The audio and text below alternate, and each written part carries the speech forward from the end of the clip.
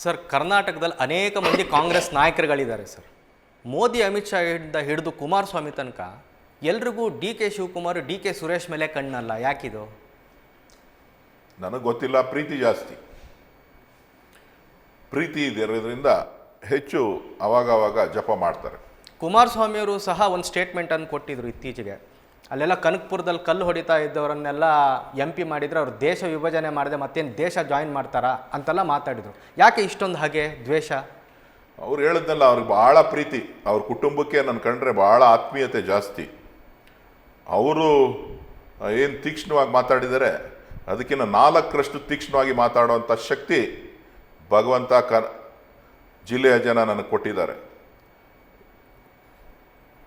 Sir, ಎಲ್ರಿಗೂ ಗೊತ್ತಿದೆ D K Shivakumar ಬರೀ ಒಂದು ಉತ್ಸವ ಮೂರ್ತಿ, ಅವ್ರದ್ದು ಮೆರವಣಿಗೆ ಮಾತ್ರ ಮಾಡೋದು ಅಂತ. ಆದರೆ ಡಿ ಕೆ ಸಾಮ್ರಾಜ್ಯಕ್ಕೆ ಪೂರ್ತಿ ದಂಡನಾಯಕರು ಡಿ ಕೆ ಸುರೇಶೇ ಅಂತ. ಈ JDS ಬೆಲ್ಟನ್ನು ಕಾಂಗ್ರೆಸ್ ಬೆಲ್ಟಾಗಿ ತಾವು ಹೆಂಗೆ ಕನ್ವರ್ಟ್ ಮಾಡಿದ್ರಿ? ತಾವು ಸ್ವಲ್ಪ ಹೇಳ್ಬೋದಾ? ಇಲ್ಲ, ನಾನು ಕನ್ವರ್ಟ್ ಮಾಡಿಲ್ಲ. ಅವರಿಗೆ ಈ ಥರ ಈ ಒಕ್ಕಲಿಗ ಬೆಲ್ಟಲ್ಲೇ ಇಷ್ಟೊಂದು ದೊಡ್ಡ ಸೋಲು JDSಗೆ ಕಾರ್ಯಕರ್ತರು ಮಾಡಿರ್ತಕ್ಕಂಥದ್ದು.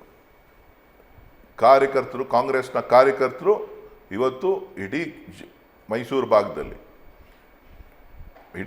ಭಾಗದಲ್ಲಿ ಕಾರ್ಯಕರ್ತರುಗಳು ಇವತ್ತು ಡಿ ಕೆ ಶಿವಕುಮಾರ್ ಅವರಿಗೆ ಶಕ್ತಿ ತುಂಬಬೇಕು ಅಂತೇಳಿ, ಸಮಾಜದವರು ಶಕ್ತಿ ತುಂಬಬೇಕು ಅಂತೇಳಿ, ಎಲ್ಲ ವರ್ಗದ ಜನ ಇವತ್ತು ಒಂದು ಬದಲಾವಣೆಯನ್ನು ಮಾಡಬೇಕು ಅಂತೇಳಿ ಇವತ್ತು ಒಂದು ಬದಲಾವಣೆಯನ್ನು ತಂದಿದ್ದಾರೆ.